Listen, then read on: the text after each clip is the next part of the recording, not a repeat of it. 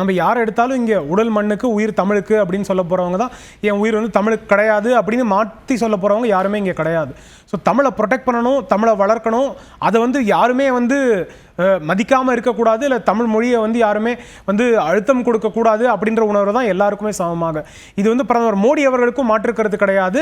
பழங்குடியினத்தை சார்ந்த ஒடிஷாவில் பிறந்து ஒடியா மொழியை வந்து தாய்மொழியாக கொண்ட தர்மேந்திர பிரதானுக்கும் அதே தான். அவரோட மொழியை வந்து ப்ரொடெக்ட் பண்ணணும் அப்படின்ற எல்லாருக்குமே அவரோட தாய்மொழிக்கான அந்த ப்ரொடெக்ஷன் இருக்குது. ஸோ எல்லாருமே இன்னைக்கு சொல்லும் போது அவங்க தாய்மொழியை மதிக்காமல் அவங்க இன்னொரு மொழி இல்லை, அவர் அவங்க மாநிலத்துக்கு போனால் அங்கே இருக்க பிரச்சாரம், அங்கே என்ன ப்ரொடெக்ட் பண்ணணும் அப்படின்னு பேசும்போது அவங்களும் அவங்க தாய்மொழியை ப்ரொடெக்ட் பண்ணணும் அப்படின்னு தான் பேசுகிறாங்க. ரெண்டாவது விஷயத்துக்கு வரேன். இந்த உணர்வு சார்ந்த விஷயம் உங்க இன்னொரு பாஜக எம்பி இன்னைக்கு பேசுனது உங்களுக்கு நினைவு இருக்கும்.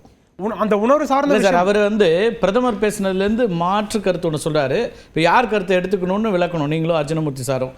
பிரதமர் சொல்றாரு தமிழ் தொன்மையான மொழின்னு, இவர் சமஸ்கிருதம் தொன்மையான மொழின்றாரு. தமிழை விட பழமையானது தொன்மையானதுன்றாரு. ஒரு அகடமிக் டிபேட்டுக்கு அவங்க ரெண்டு பேரோட தாண்டி அகடமிக்கா ப்ரொவைட் பண்ண நாடாளுமன்ற விவாதம் நம்ம அதை எடுத்துக்கலாம். இல்ல நாடாளுமன்ற உணர்வு சார்ந்து கொண்டு வந்ததுனால நான் அதை சொன்னேன். இப்போ நீங்க ஓபன் பண்ணதே உணர்வு சார்ந்து ஓபன் பண்ணீங்க இல்லையா? நான் தமிழ் அந்த உணர்வு சார்ந்த விஷயத்துக்கே இன்னொரு சொல்றேன். அவர் உணர்வோட எடுத்துட்டு வந்தார் சார். என்ன சொன்னாரு?